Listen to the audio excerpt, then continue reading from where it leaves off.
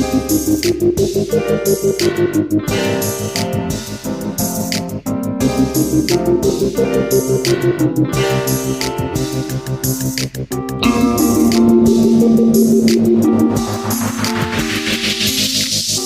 to the Mukilteo Football Show. My name is Miles. The Cowboys handle their business against the short-handed Titans. No style points for the Cowboys. You know, Dak Prescott still, he brings life to the offense. I'm not saying he's a bad quarterback, but the turnovers, man, they were the reason that despite everyone knowing that the Cowboys are going to win this game because of the Titans resting their guys. Oh, sorry, not resting their guys. It's just coincidence. Right? Just coincidence. We have to all play this dance. Derrick Henry's got an injury. Jeffrey Simmons got an injury. D'Amico Autry's got an injury. When we all know they would have played through those injuries if this game meant anything. And it doesn't for the Titans because no matter what, mathematically, the Week 18 showdown against the Jaguars is essentially a one-off for the AFC South, championship or division title. So, so they rested a lot of guys. No, they were injured. The Cowboys it was middling. It was 10-6 all the way until like the mid third quarter. And even the way that the Cowboys scored the touchdown to finally go ahead by double digits, it was mostly through a pass interference. Deep pass interference from Dak to Gallup. They got the touchdown. And then actually, after that, the Cowboys gave up a touchdown drive to Lou Dobbs. No, not Lou Dobbs. That's a Fox News conservative pundit. What is Dobbs' name? Well, you'd think I'd know that since I do a football podcast. But the Titans were starting a quarterback with the last name of Dobbs. And Dobbs drove him back through a touchdown, 17-13. It was 17-13 going in the fourth. You're thinking, Cowboys, come on here. But Dak got going. Titans really had no more juice. Ended up covering that 12.5 point line, 27-13. Did not think the Cowboys were going to cover that 12.5, considering how most of this game looked. But, we don't really want to dwell on it. Ezekiel Elliott joined the 80 touchdown club, a club that Devontae Adams and Derrick Henry joined this season. Mike Evans, Tyreek Hill, DeAndre Hopkins, Alvin Kamara, they could join it this year. I'm always fascinated by the all-time touchdown leaderboards. It's kind of my first ever NFL obsession, staring at the Jim Brown, 126 touchdowns, Walter Payton, 125 touchdowns, Jerry Rice, 124 touchdowns.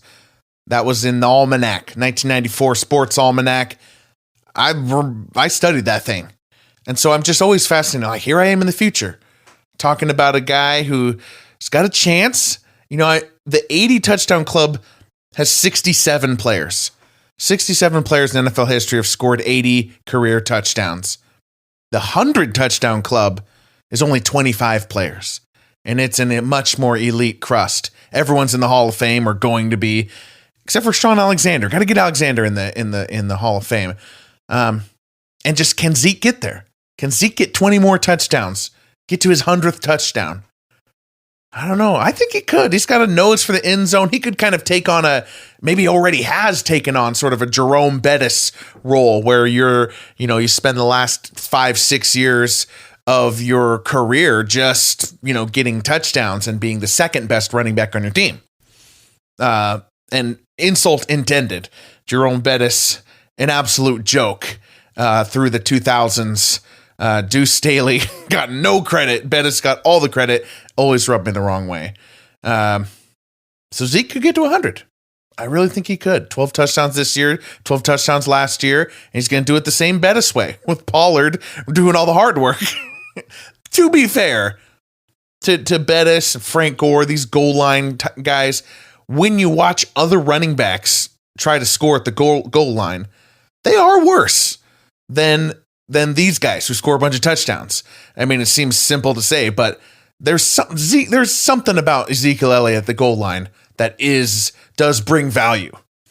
Maybe not value worth that contract, but that is long since tired as a thing to talk about.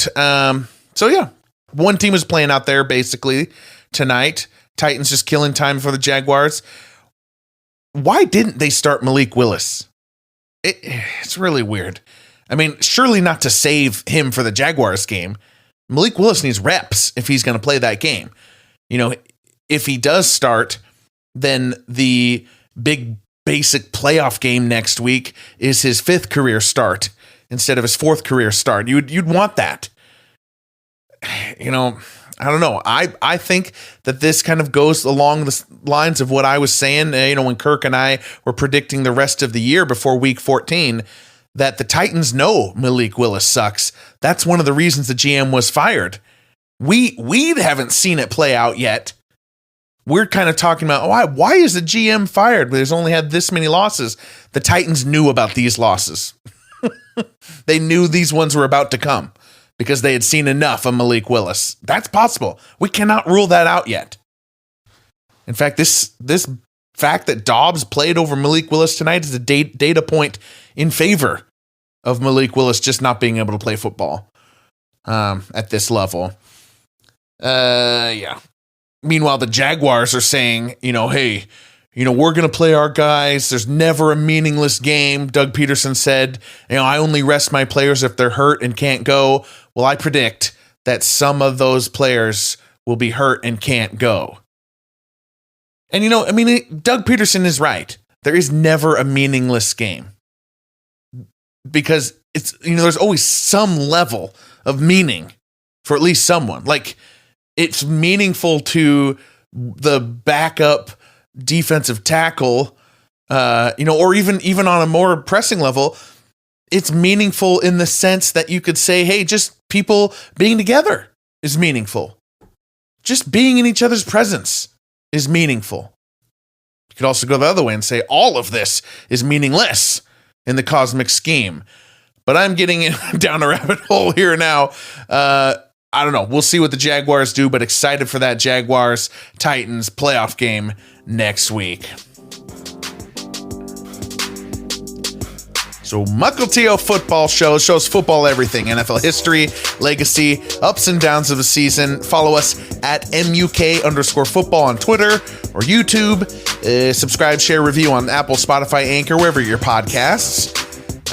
We have shows Thursday, Sunday, Monday. We'll be getting into the playoffs here. It's going to be a ton of fun. I love playoff football. But this week, week 17, is condensed to the Sunday.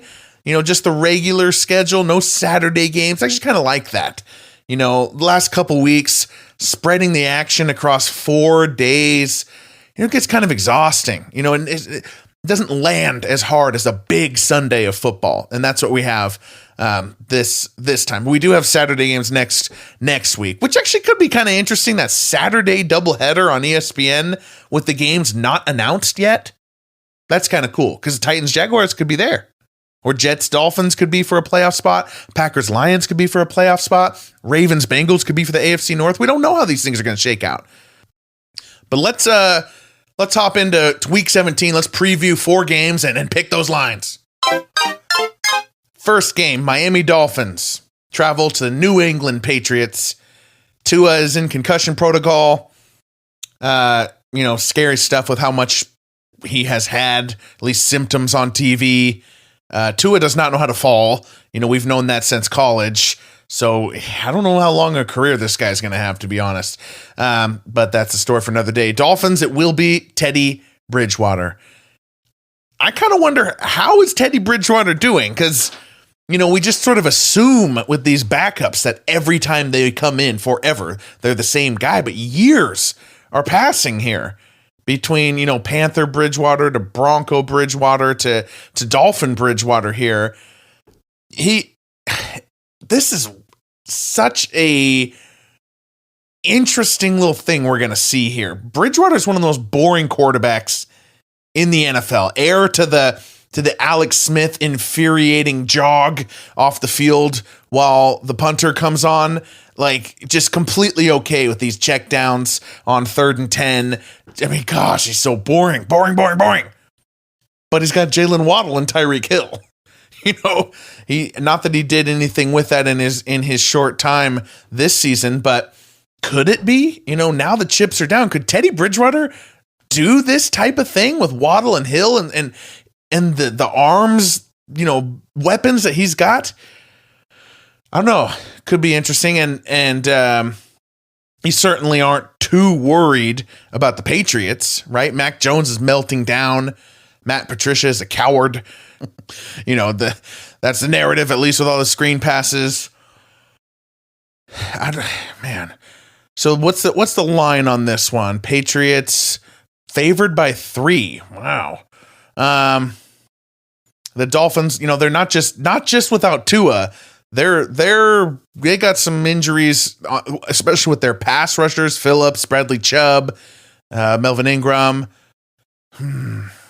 Left tackle Taron Armstead is on the injury report with a seriously comical toe, pec, knee, hip designation. I mean, come on.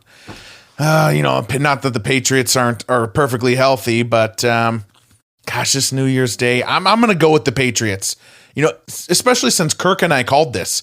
We called the Dolphins collapse 3 weeks ago, and this would be the final piece, or the penultimate piece at least, because you play the Jets next week. I think the Dolphins continue to collapse. I think the Patriots do this. All right, next game.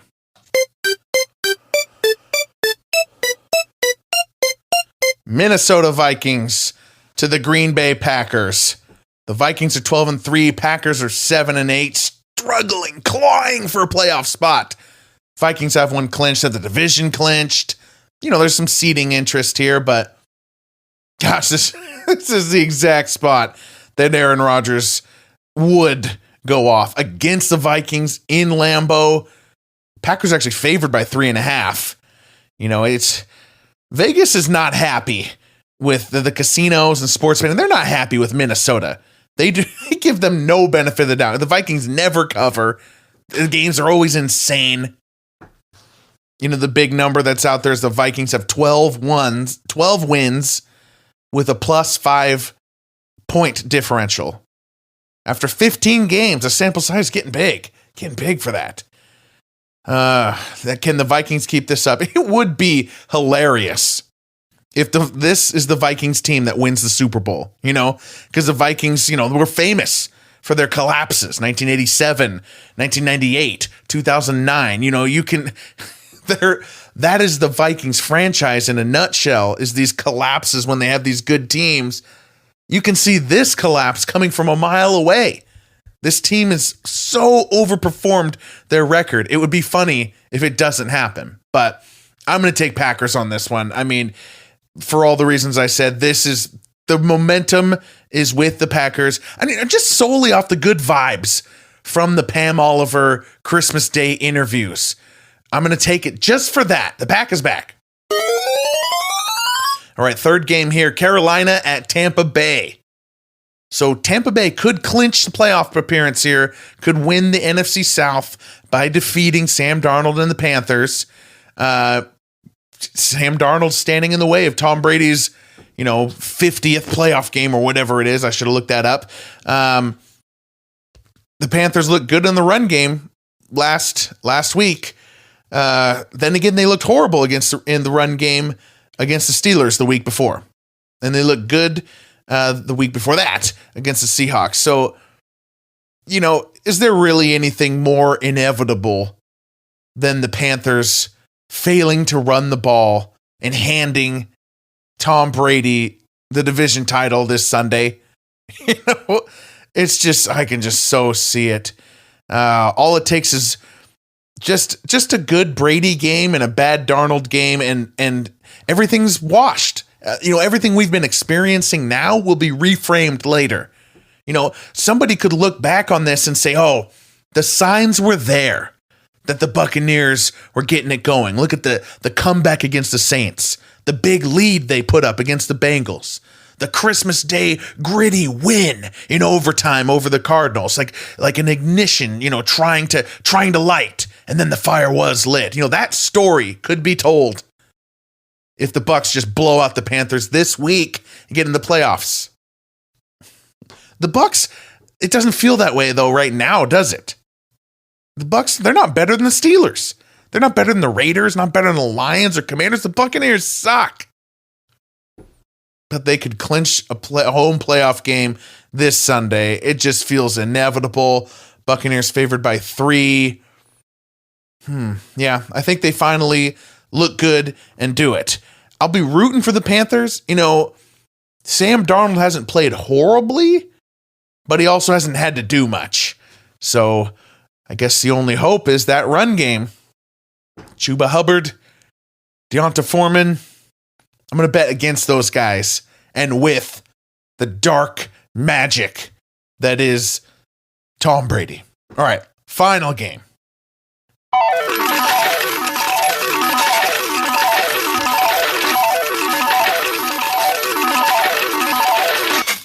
Bum bum bum bum ba-dum ba-dum bum bum bum bum ba-dum bum bum. Finally a good Monday Night Football. Bum bum bum bum bum.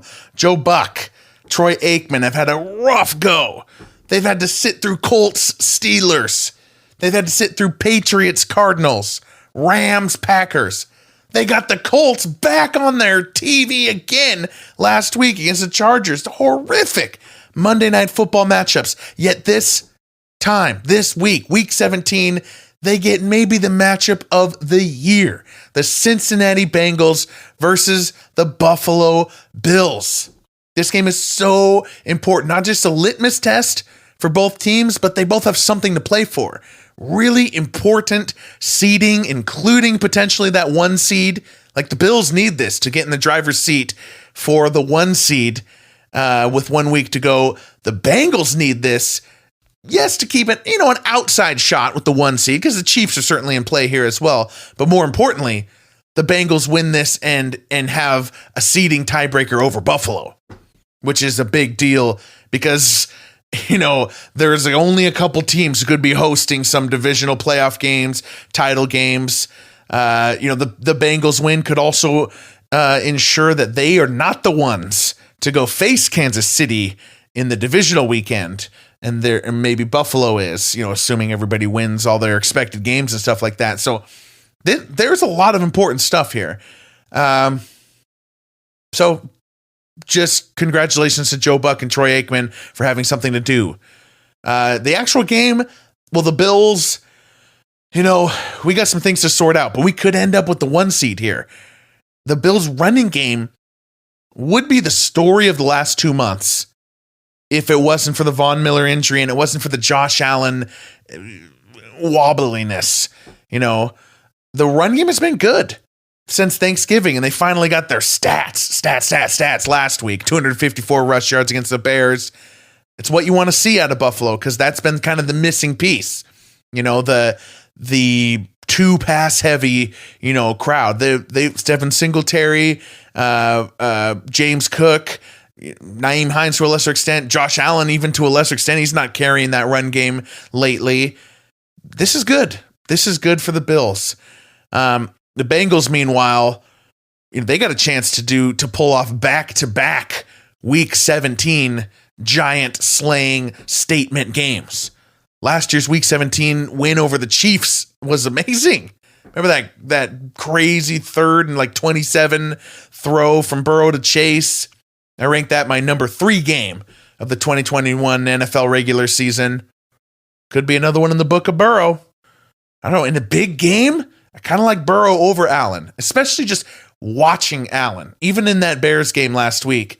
And, just thinking of the Lions Thanksgiving game and just Josh Allen recently. So many throws that could have been picked in addition to the picks.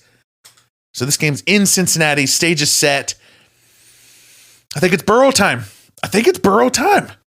He's that Reggie Miller. He's the one who knocks off the Patrick Ewings and the Karl Malones of the world. That's Josh Allen, man. Joe Burrow's, goal is to be just climbing at elite. I think it's going to happen. Cincinnati's going to pull the back-to-back Week 17s. All right. I'll be back Sunday and Monday to talk Week 17. Good night.